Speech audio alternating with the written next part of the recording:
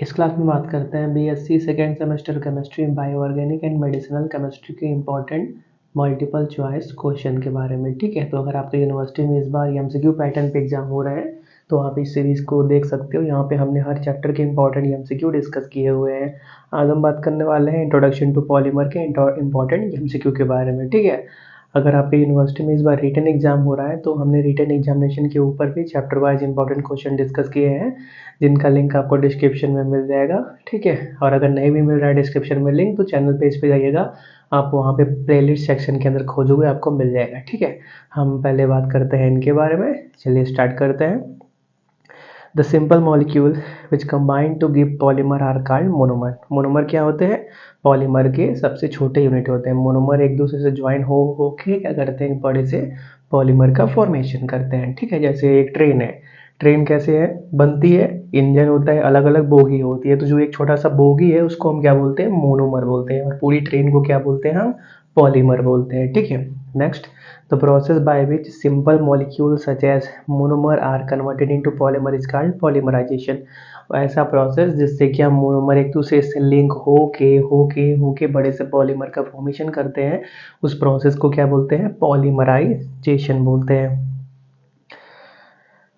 Question number 3 cut गया है, चलो कोई बात नहीं। क्वेश्चन नंबर 4 की बात करते हैं। Amorphous polymer are transparent. जैसे भी अमोर्फस पॉलीमर होते हैं वो ट्रांसपेरेंट होते हैं, मतलब उनके आगे पीछे लाइट पास आराम से कर सकती है, और उसके आगे पीछे हम देख भी सकते हैं। जैसे ग्लास है, ग्लास ट्रांसपेरेंट है, उसके आगे पीछे हम देख सकते हैं। A monomer in the basic unit is polymer. ठीक है, मोनोमर क्या है, किसी एक पॉलीमर का बेसिक यूनिट है। Ethene is the monomer of polythene. Polythene का मोनोमर क्या है, इथीन। पॉलीथीन क्या है, पॉलीमर है, इसका मोनोमर क्या है, इथीन है। ठीक है, चलो। Styrene is a monomer of polystyrene. Polystyrene क्या है, एक पॉलीमर है, इसका छोटा सा मोनोमर मतलब सबसे छोटा हिस्सा क्या है, उसको स्टीरीन बोलते हैं। ठीक है, adipic acid and hexamethylene diamine are the monomers of nylon 66। Nylon 66 का मोनोमर क्या है, एडिपिक एसिड और हेक्सामिथाइल डायमीन दोनों है। दोनों मिल के जो छोटे से कंपाउंड का फॉर्मेशन करते हैं, छोटे से मोनोमर का फॉर्मेशन करते हैं, वही बार बार रिपीट हो जाए अगर, तो क्या करते हैं, नाइलन 66 का फॉर्मेशन कर लेते हैं। Polymers are formed by forming covalent bond. ठीक है, पॉलीमर्स के एक दूसरे से कोवलेंट बॉन्ड से जुड़े होते हैं। Below glass transition temperature a polymer is hard. अगर ग्लास ट्रांजिशन टेम्परेचर के बिलो हम हैं तो उस टाइम पे पॉलीमर क्या होता है, हार्ड होता है। On the basis of origin polymer are two types, natural polymer और सिंथेसिस पॉलीमर। ठीक है, ओरिजिन के बेसिस पे पॉलीमर को दो क्लास में डिवाइड किया गया है। DNA and RNA are the polymer of nucleotide. DNA और आरएनए किसके पॉलीमर है, न्यूक्लियोटाइड के पॉलीमर है। ठीक है, next, on the basis of mode of formation polymer are two types. Mode of formation के बेसिस पे पॉलीमर दो टाइप के, कौन कौन से, एडिशनल पॉलीमर और कंडेंसेशन पॉलीमर। ठीक है, additional polymer are also called chain growth polymer. ठीक है, एडिशनल पॉलीमर को चेन ग्रोथ पॉलीमर भी बोलते हैं, क्योंकि यहाँ पे चेन का लेंथ बढ़ता रहता है। ठीक है, on the basis of structure of chain polymer are three types. Structure of chain के बेसिस पे पॉलीमर तीन टाइप के होते हैं, लीनियर, ब्रांच और क्रॉस लिंक। ठीक है, on the basis of intermolecular forces polymer are three types. Intermolecular force के बेसिस पे पॉलीमर थ्री टाइप के, ये सब अलग अलग क्लास के बेसिस में डिवाइड किया गया है, इंपॉर्टेंट भी है। ठीक है, इनमें से कोई एक तो पक्का आ ही सकता है कि आप इस बेसिस पे बताओ पॉलीमर कितने टाइप के होते हैं, साइज के बेसिस पे पूछ लिया, या फिर इंटरमोलिकुलर फोर्स के बेसिस पे पूछ लिया, स्ट्रक्चर ऑफ चेन के बेसिस पे, या एडिशनल पॉलीमर क्यों क्या बोलते हैं यही पूछ लिया। ठीक है, पॉसिबल है, बनते भी है इंपॉर्टेंट क्वेश्चन। तो क्या बोला, इंटरमोलिकुलर फोर्स के बेसिस पे पॉलीमर तीन टाइप के होते हैं, इलास्टोमर्स, फाइबर्स और प्लास्टिक्स। ठीक है, in elastomers the polymer chain are held together by weak intermolecular forces. ठीक है, इलास्टोमर के अंदर पॉलीमर वीक इंटरमोलिकुलर फोर्सेस से एक दूसरे से बंधे होते हैं।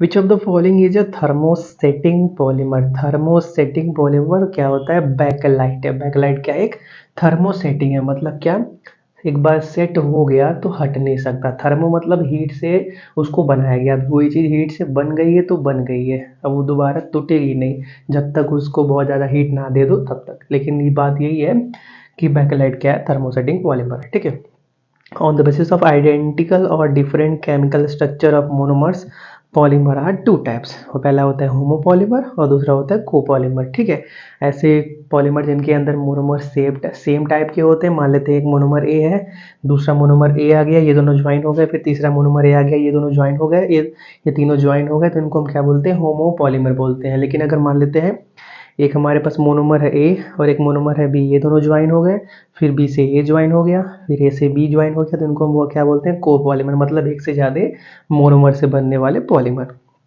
Next, nylon, polyester, silk, cellulose are fibre, ये क्या है, फाइबर्स के एग्जाम्पल है। Compound used as lubricant for ball bearing at high temperature and high speed is silicone grease बोलते हैं उसको। ठीक है, viscometry method is used for determining the viscosity average molecular mass, पहला ऑप्शन सही है। फिर triphosphazene is a Lewis base, triphosphazene क्या है, एक लेविस बेस है। ठीक है, the viscosity method was devised by H Staudinger, इन्होंने क्या किया था, विस्कोसिटी मेथड को बनाया था। Next, CH3 whole twice SiCl2 on hydrolysis will produce CH3 twice SiOH whole twice. ठीक है, next, light scattering method is used for determining the weight average molecular mass. ठीक है, light scattering method weight average molar mass determine करने के लिए use होता है। Next, silicone can not be used as washing cream, मतलब क्या, vanishing मतलब क्या बोलते हैं, दाढ़ी बनाने वाला क्रीम बोलते हैं या फिर बाल धोने वाला, ये क्लियर नहीं है, लेकिन वैनिशिंग क्रीम की सिलिकॉन क्या वैनिशिंग क्रीम के रूप में यूज नहीं हो सकता। ठीक है, membrane osmometry method is used to determine the number of average molecular weight। membrane osmometry क्या होता है, number average molecular weight determine करने के लिए यूज होता है। The apparatus used for measuring osmotic pressure is known as osmometer। ठीक है, जो इंस्ट्रूमेंट ऑस्मोटिक प्रेशर को मेजर करने के लिए यूज होता है उसको हम क्या बोलते हैं, ऑस्मोमीटर बोलते हैं। In triphosphazene phosphorus and nitrogen are sp3 and sp2 hybridize. Triphosphazene के अंदर फास्फोरस sp3 हाइब्रिडाइज होता है और नाइट्रोजन sp2 हाइब्रिडाइज होता है। ठीक है, जनरल फॉर्मूला ऑफ ऑर्गेनोसैलोक्सेन की R2SiCl2। ऑर्गेनोक्लोरोसाइलेन का जनरल फॉर्मूला R2SiCl2 होता है। ठीक है, silicones have the general formula SiO4 silicones का जनरल फॉर्मूला।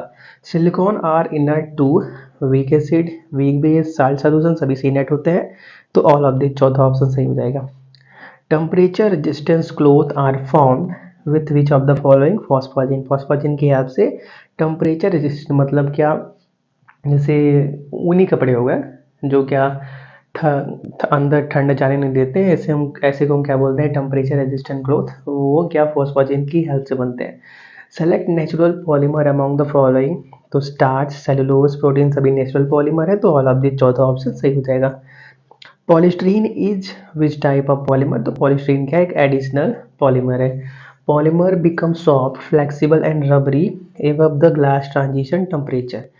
जब हम क्या करते हैं, ग्लास ट्रांजिशन टेम्परेचर के नीचे रहते हैं तो पॉलीमर हार्ड होता है, हमने देखा भी है क्वेश्चन के अंदर। और जब हम क्या उसके ऊपर चले जाएंगे तो ये क्या हो जाएंगे, पॉलीमर सॉफ्ट, फ्लेक्सिबल और रबरी हो जाएंगे। ठीक है, homopolymer are made up of indefinite number of same type of monomer, बोला ना, होमो मतलब सेम, तो इसमें क्या होंगे, सेम टाइप के मोनोमर्स एक दूसरे से बंधे होंगे।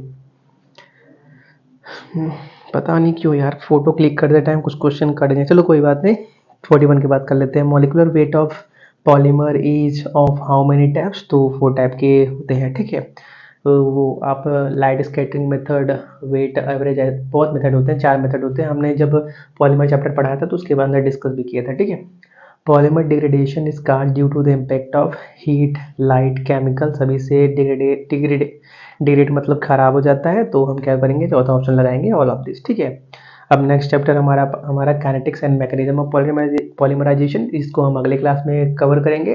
फिलहाल इस क्लास को यहीं पे रोकते हैं, तब तक के लिए thanks for watching, have a nice day.